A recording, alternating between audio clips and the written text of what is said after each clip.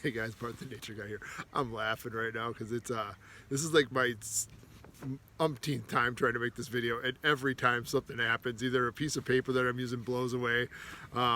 Earlier today, I had like work trucks backing up, and it was going beep beep beep. So it's pretty funny right now, and so it's kind of like my 10th time of giving myself an intro, and so I don't know what to say other than this is the survival scenario.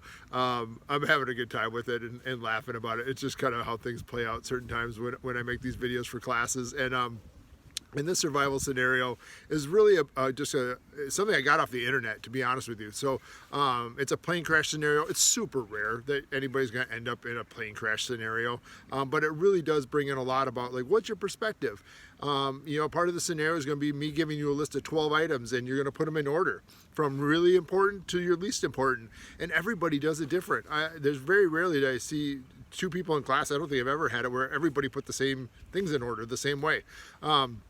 But there's some things to think about in regards to like long-term use of items, time of year, all these things started to play out. And a lot of the survival stuff kind of came from me teaching camping and backpacking classes, which is kind of how it all started. But it always came up in classes like worst case scenario stuff.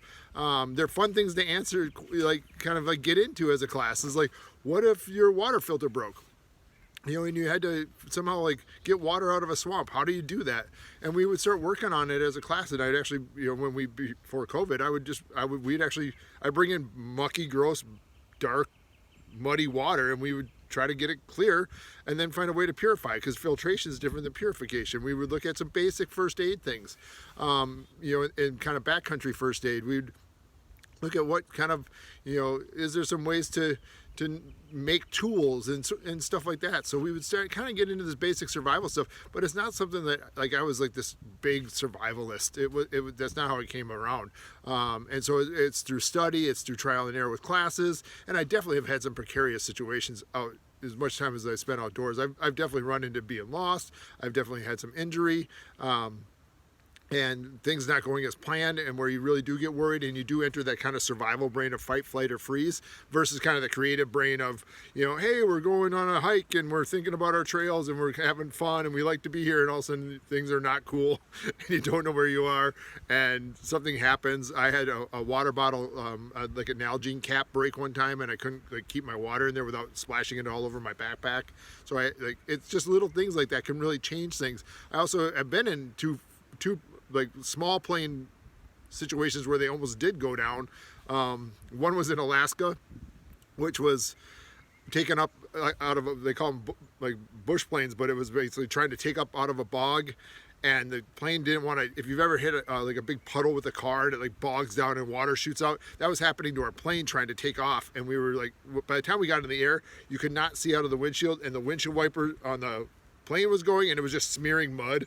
It was not cool. And the plane that was near us right before that actually had crashed trying to take off. So that was a little scary. And I was also on a lake called Lake Athabasca, which is a really big lake just kind of south of the Northwest Territories in Canada. And we had like 3-foot waves coming at us, and our plane tried to take up. It was a float plane on the water, and tried to take off, and we were smashing into these big waves trying to take off with a really like a 1950s float plane. It was barely hanging on as a plane by itself, even on the best day. And it took off and it tipped, and the tip of that, I was sitting on the side that kind of tipped in, and the tip of that plane's wing, almost hit the water. And I will tell you, I yelped like I was all of a sudden a 4-year-old. I was like, wah! Like scared, like I thought we were going into the water for sure. And I laughed, but even when we got in the air, it was so bouncy. I was so sick by the time we got back. It was just like the worst motion sickness I've ever had. So I was kind of kissing the ground when we landed. So I've had a couple situations where when we talk about this plane crash scenario, that I've definitely, when I thought about the plane crash scenario, and like I said, when classes were talking about like wilderness survival and, what happens if you get lost in the woods, or how do you get dropped in the woods? And I went online and started just kind of looking. And so this is a scenario that you'll find online. So I wish I could give props to where it came from, but just know it is not mine originally. I found it online just to own that. And it's a very kind of basic scenario, but I kind of tweaked it for the classes, and kind of through discussions over the classes over the couple years, I kind of created a little bit more of specifics around it. So here's kind of what I'm going to run you through. This is a plane crash scenario involving a small group of students. They are north of Ottawa, Canada. So if you can imagine Ottawa, Canada, so here's Duluth in Minnesota over here, and running all the way kind of across. And I did that specifically because I wanted the topography of the situation to look similar to what you might see in Minnesota, which is kind of that northern hardwood and conifer forest that you see in the kind of in this northern part of the climate. So northern Minnesota. So, and this plane takes off from Ottawa, Canada, which, you know, kind of here's New York. You imagine the state of New York, north of there, and about an hour in to that small flight, that plane goes down. Now, it's a small group of students on a small plane, and as the plane goes down, the one person that kind of might know what to do, which is that pilot that's from that area, unfortunately, as the plane crashes, the pilot dies. So it's only the class, and we would oftentimes in the classes I was teaching in your schools, I would basically say it's this class. And so all you know is that about an hour into your flight, you were flying towards Duluth, you crashed. And so now you have the people that have survived will survive. So I'm going to try to block the sun with my head. And there's going to be a list of items that have been survived. The plane starts on fire. You're only left with a few items, and you have these 12 items. So what I want you to do, I'm going to hold this up, and then you're going to hit pause, and you'll scroll in. So from the top, you have a family pack of chocolate bars. You have an extra set of clothes. You have a compass. You have a can of Crisco shortening. If you've ever seen it, it's kind of like a large jar. It kind of comes in something that's similar, like a giant Pringles can, but it's only about this tall. It's super wide. You'll oftentimes see it in the back of your pantry. People make a lot of cookies out of it. Kind of used as butter similarly, but it's vegetable shortening. A 20 by 20 foot tarp. You have a map. You have 100 proof whiskey, a pint of it. You have a small axe. You have a lighter, but there's no fuel in it. You also have a New York Times newspaper that was on the plane. You have some steel wool, and you have a loaded .45 pistol. So you have these items, 12 items. I'm going to go back here, and all I want you to do is hit pause and write those down. All right, and I'm back. Now, what I want you to do is put them in order. So there are 12 items, and put in order 1 to 12. You can rewrite it or put your numbers next to them. Your most important ones. 1 being the most important, 12 being the least important. So take some time again. And what I want you to do, you can use the magic of pausing on YouTube to simply take that list and put it in order, at the top being number 1, bottom being number 12. Put them in order of importance. And 3, 2, 1, sun for the break. We're back. All right, now what we're gonna do with that scenario is we're gonna continue. And how we're gonna continue is I'm gonna assign some numbers. And what they did with that list is they gave it to a group of survival experts. And they put that list together. Not everyone was gonna be the same, but this was the average. And they put it in order, combining everybody's answers together. This was the list that they created. And so this was the order of importance. And we'll kind of walk through the whys in a second. But for your class, I just wanted you to know, here's what they came up with. Number 1 was the lighter. Number 2 was the steel wool.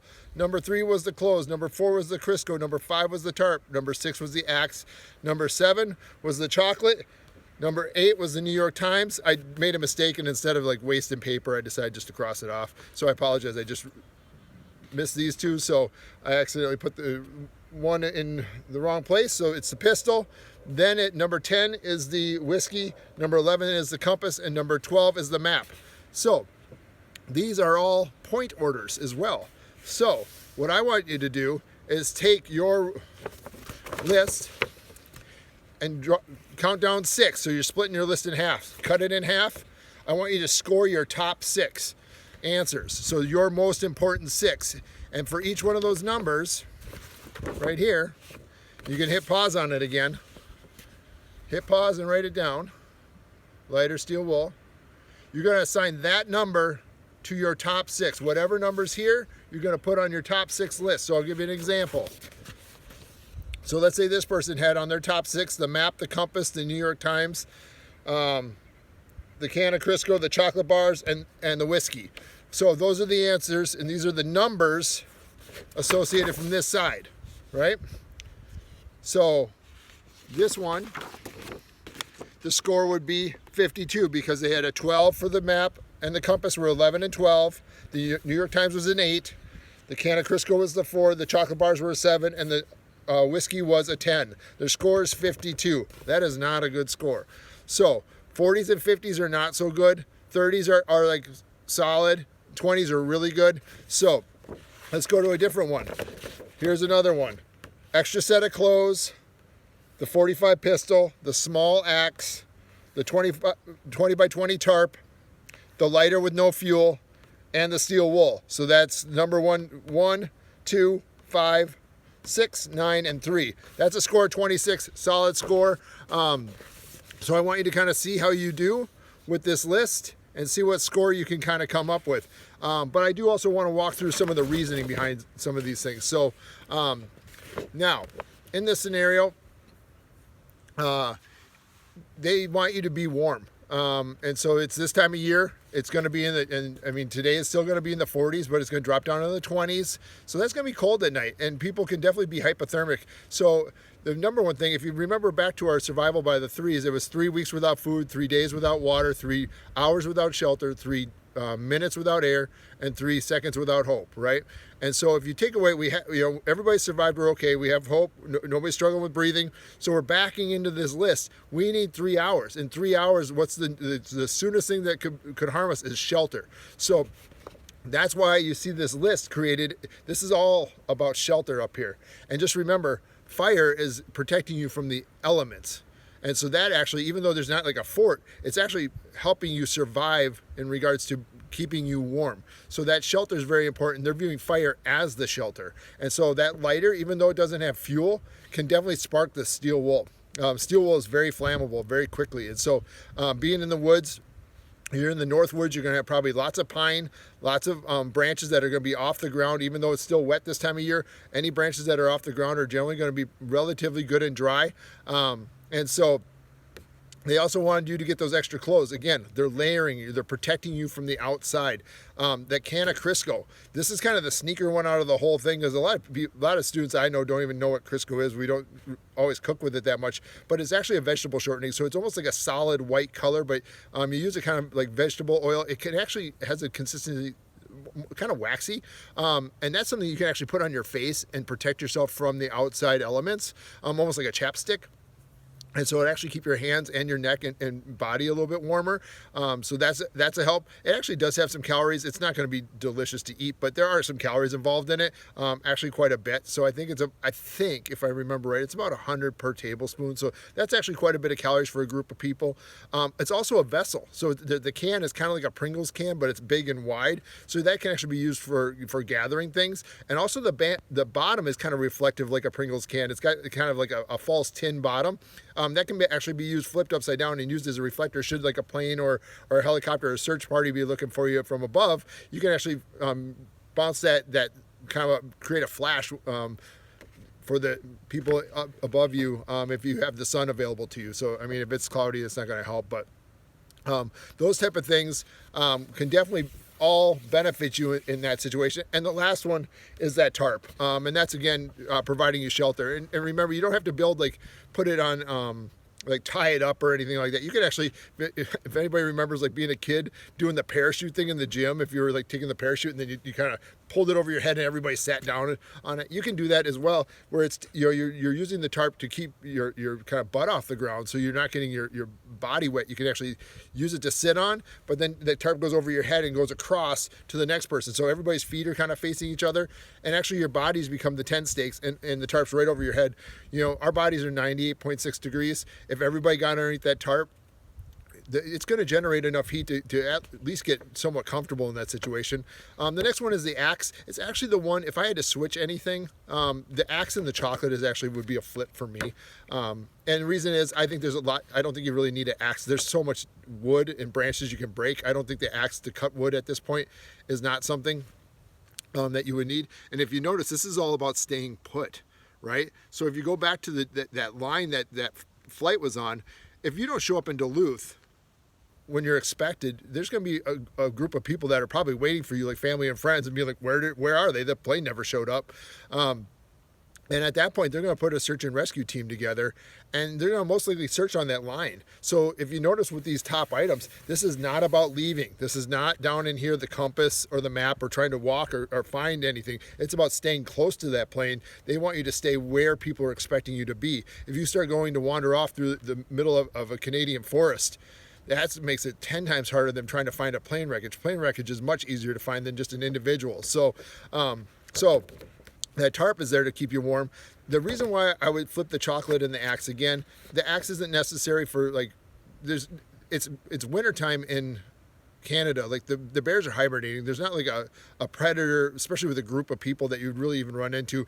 Some people get concerned about wolves. Wolves have a very, very, very rare history of ever coming around humans for the most part. Number two, ever attacking them on top of it. So, especially with a group of people together. So around a plane wreckage, like that's for animals they're in true wilderness where there's not a lot of people. That's not something they're going to want to be a part of. So as far as like protecting yourself from something, that's not really a concern at this point. So the reason why I like the chocolate is when you're in a really scary situation, being able to bring yourself a sense of home and community, because it's a family. If you remember on the other sheet, I wrote it a little bit larger than this one, but it was a family pack of chocolate. You can break that into small squares, and it actually provides you little goals that you can all, like when the sun goes down, we all get a piece.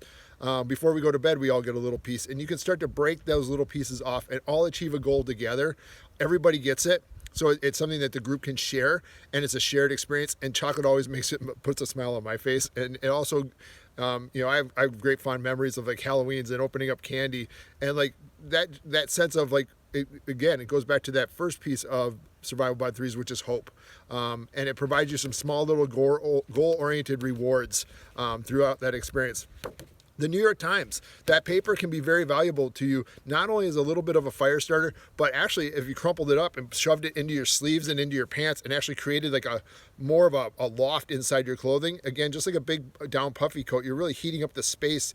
When you see those big puffy vests or coats, what your body's doing is actually heating up, just like a sleeping bag, that space between your skin and the outside air. So what you're doing is creating distance between your skin and the outside air, and your body's going to heat that up. So it's actually almost providing you with like an insulation. So if you were to crumple it all up, New York Times, I chose that simply because it's a big paper, and you're out towards the East Coast. So it might be something you find on a flight, and it would be enough for almost everybody. So the next one is a pistol.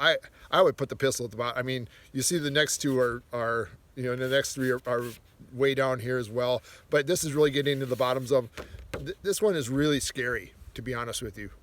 Some people are really comfortable around guns. Some people are not comfortable around guns. If somebody like has a lot of knowledge, that gives them a lot of power in the group. You're not trying to protect yourself from any sort of wild critters at this point. You're a big group of humans in the middle of the woods. Very few critters are going to want to be around you. The other thing is, who has that? Who makes the choices? Most pistols have like 7 bullets. When are you going to fire those bullets? What are you going to do with them? Who gets to make that choice? You have 3 weeks without food. The chances of being found within a few days is probably pretty solid in a plane crash. So you're not really looking for food at that point, especially if you do have that chocolate available to you. So I would put this really low. It actually would be probably more valuable to the group just to disassemble it and throw it away. I mean, you never do that, but it is really a scary thing to have in a group of people that are really scared. Some people that have never searched out, like kind of having like a gun, all of a sudden will want it. People that have had experience with guns can get a lot of power hungry kind of feelings around those things. So that's a really scary thing to have in a group of people that are really scared and isolated. So the next one is the whiskey. It's actually more valuable. The pint, the glass jar it probably comes in is probably more valuable than the whiskey itself.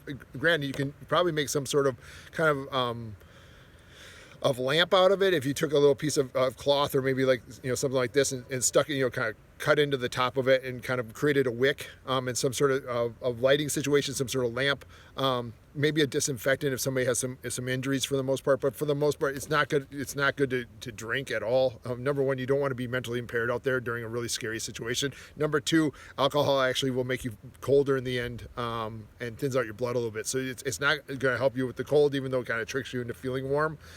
It's not really good for you at all out there. So the compass, you're not trying to go anywhere. So the reason why it's low on the list is not that it's not you don't even know where you went down. So and compass over map only because if you want to use basic kind of nature stuff, like the sun's going to come up in the east, like if for some reason you were never found, you're really just looking for some basic lines. That's not something you want to do. You want to stick together. And that compass, you don't really know where you're at. And if you don't have the map, you don't even know where you went down on the map. And this is most likely going to be like a pilot's aeronautic map, not like a road map, because it's a pilot and it's a plane. You may not even really know where to start even. So that's why it's so low. One of the people said in response to this, like the map would actually, because it said plastic coated on the scenario, they'd be like, that's probably the best option is to use it as a seat for your butt, so your butt doesn't get wet in the snow or kind of this damp kind of conditions that we're in right now. So it was used as a seat, was its most valuable resource to you. So so when you're going through these, this is all about staying here. Your best survival is creating shelter for yourself. This is about travel. You do not want to leave that plane crash because nobody's going to know where you went. So it's very easy for you to get lost out there. Also, some people may be really able-bodied. Some people may not be able-bodied. And so if all of a sudden your group splits because some people want to stay, some people want to go, that's a recipe for bad things to happen. That kind of goes along with the pistol. Like if somebody's like, I want to go hunting, like that's not the time to go hunting. And it's going to separate you from the group. In that situation, maybe the best thing for that one was going to be maybe firing, like if you heard people in a search party, you can fire 3 shots to give them a signal that somebody's around. But other than that, it really doesn't hold a lot of value to. This is where you're getting the insulation and taking care of yourself in that location. So all of these are there. So that is kind of the scenario. What I want you to do is see if you can give yourself a lovely score. Okay. And I hope you have a great day. That's kind of the survival scenario that I go through in classes. Again, it can be found online. I don't have the source of it right now, but it is pretty readily available. I've seen other teachers use it in schools as well. So I hope you had a good time with it. I hope you found a good score for yourself. I know in the in-person classes that I'm teaching live this week that I'm taking the best score. I'll definitely find a way to get them a first place prize of a compass. And again, it's like a golf score. The lowest scores actually win. So the best score you can get is the 1, 2, 3, 4, 5, 6. I think it comes out to 21. So the best score you can get is 21. Those high 50s again are going to be a score that we can talk about and look at. What are some decisions that can be made a little bit different to maybe produce a little bit more success according to the experts that did do the rating scale. So anyways, Bart the Nature Guy, peace out. Have a great week. We'll talk to you later. Bye-bye.